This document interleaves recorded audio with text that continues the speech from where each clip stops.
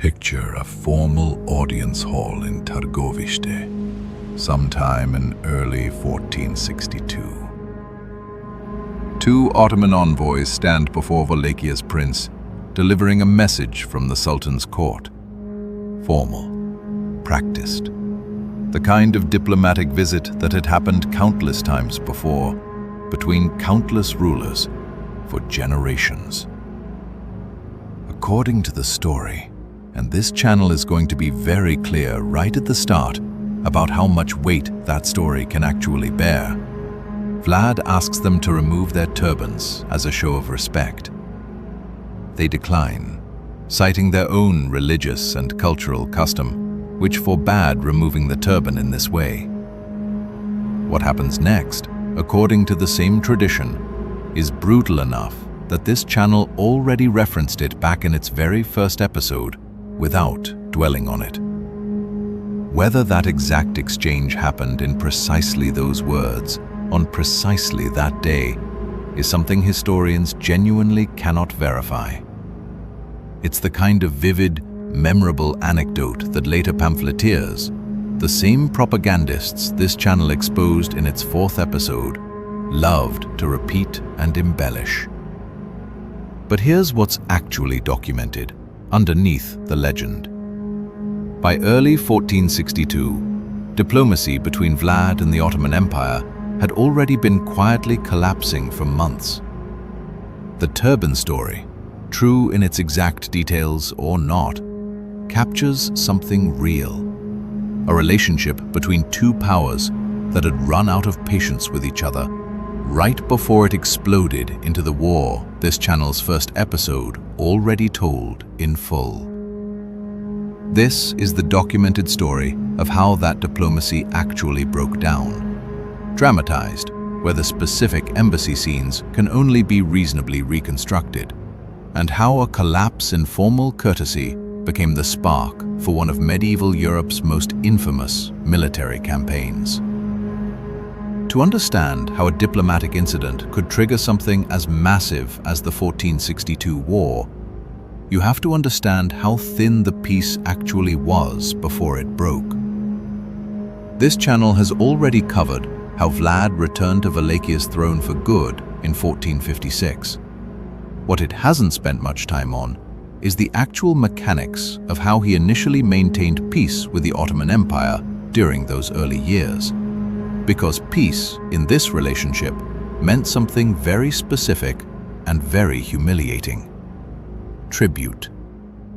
An annual payment owed to the Sultan that kept Wallachia nominally independent rather than directly absorbed into Ottoman territory. It was, functionally, protection money. Extraordinarily large sums paid regularly in exchange for the Ottoman Empire not simply annexing the principality outright. For several years, Vlad paid it. Reluctantly, almost certainly. Everything this channel has already documented about his personality suggests a man deeply uncomfortable with any arrangement that made him look subordinate to anyone. But he paid it, because the alternative was direct confrontation with the largest military power in the region before he was ready for it. Behind the scenes, though, the relationship was fraying in other ways. Ottoman-backed pretenders continued circling Wallachia's throne. This channel's earlier episodes have already covered several of them. Border tensions with Ottoman-aligned territories kept flaring. And Vlad, this channel has demonstrated repeatedly, was not a ruler inclined toward patient diplomatic accommodation once he felt strong enough to stop offering it. By 1461 and into early 1462, that patience, on both sides, was running out simultaneously. Here's where the historical record and the dramatized legend start to blur together, and it's worth walking through carefully. Sultan Mehmed II. This channel's audience already knows him well. The same commander who would later stand before the forest of stakes sent envoys to Wallachia, by most accounts either demanding continued or increased tribute or attempting to formally summon Vlad to appear before the Sultan directly. That second detail matters enormously, if it's accurate. A summons like that wasn't a request. It was, functionally, a test. See whether Vlad would still present himself as a subordinate ruler, physically appearing before the Sultan the way tribute-paying vassals were expected to. According to the tradition this channel flagged at the very start of this episode, it's in this context that the specific turban incident is said to have occurred. Envoys, formally presenting Ottoman expectations, and a prince who had apparently already decided he was done performing subordination. Picture the actual room, even knowing we can't verify every detail of it.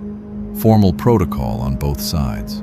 Envoys trained in exactly the right diplomatic language, representing an empire that had just finished conquering Constantinople less than a decade earlier, and a Wallachian prince who had spent his entire adult life being used, imprisoned, and discarded by larger powers, now finally in a position to refuse. Whatever happened with the turbans specifically, the broader message Vlad sent back to Constantinople was unambiguous, and this part isn't seriously disputed. He was not coming. He was not going to keep paying, and any envoy who came expecting otherwise was going to leave with a very clear answer. Diplomacy, at that point, had effectively already failed. What came next was just making that failure official. News like this doesn't stay contained to one meeting. It travels, and it changes shape as it travels, which is exactly how this episode's central legend likely grew into the vivid form later pamphlets eventually preserved. From the Ottoman perspective, a tribute-paying vassal refusing tribute and rejecting a direct summons wasn't a minor diplomatic hiccup. It was open defiance. From a principality, the empire had every military capability to simply crush. Sultan Mehmed, fresh off conquering the most fortified city in the Christian world, was not a ruler inclined to let that kind of defiance stand unanswered. From Vlad's perspective, this channel has already demonstrated across 13 episodes exactly how he thought about power and reputation. A ruler who had built his entire political identity on never again being powerless the way he'd been as a hostage was never going to quietly resume tribute payments once he'd found the nerve to refuse them once. Both sides, in other words, were now committed to positions that made peaceful de-escalation almost impossible. Mehmed couldn't tolerate open defiance from a vassal without risking that every other tributary state in the region drew the obvious lesson. Vlad couldn't back down without undoing the entire reputation for uncompromising strength this channel has already documented him building, piece by piece, since his return to power. Military preparations began, on both sides, through the remainder of 1461 and into early 1462. This channel's very first episode already told you where this specific road led: the scorched earth retreat, the forest of stakes, the night raid on Mehmed's own camp. What that first episode didn't fully explain was the diplomatic collapse that made all of it, in hindsight, feel almost inevitable by the time the actual fighting started. Here's the uncomfortable question worth sitting with as this episode closes in on the war this channel has already covered in detail. Was any of this actually avoidable? Some historians argue that the underlying conflict between Wallachian autonomy and Ottoman regional dominance made war essentially inevitable regardless of any single diplomatic incident. That the turban story, real or embellished, was symptom rather than cause. Others point to the specific brutality of Vlad's response, whatever its exact historical accuracy, as a genuine turning point. The moment diplomatic recovery, even in theory, stopped being realistic. Both readings can be true simultaneously, and this channel isn't going to pretend there's a clean, single answer.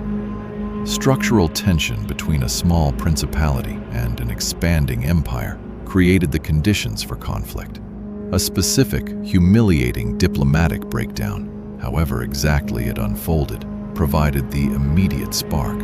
What's not in dispute is the outcome this channel has already documented in full. By mid-1462, Mehmed personally led one of the largest armies the region had ever seen into Wallachia. Vlad met that invasion not with diplomacy, which had already failed completely, but with the Scorched Earth campaign, the night raid, and the forest of impaled bodies that made an empire's conqueror retreat. A collapsed embassy, real or partly legendary in its specific details, became the hinge between a fragile, humiliating peace and one of medieval Europe's most infamous wars. So here's what this episode actually adds to a story this channel already told in its very first chapter.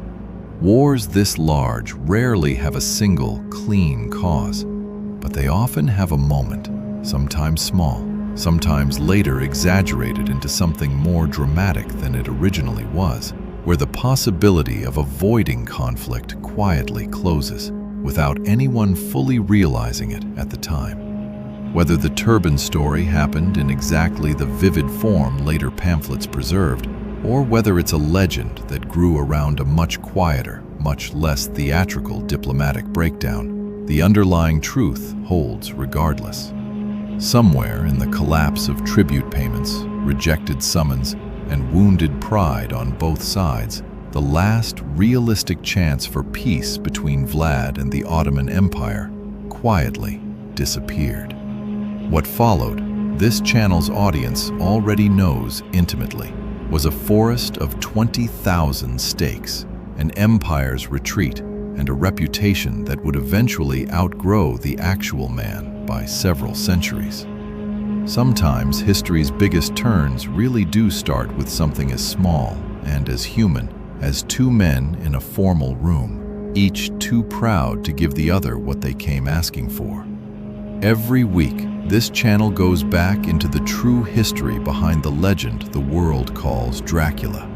The forest that made an empire retreat, the grave still debated centuries later, the feast that became a reckoning, the ally who manufactured a monster, the raid that gave that monster its face, the river that may have taken someone he couldn't save, the exile years with a future saint, the final war, the cold case that's still open, the monk whose testimony started it all, the brother who chose the other side, the son who inherited a method he may never have chosen, the signature that may have broken 5 centuries of silence, and now the diplomatic collapse that made all of it, in hindsight, feel almost unavoidable.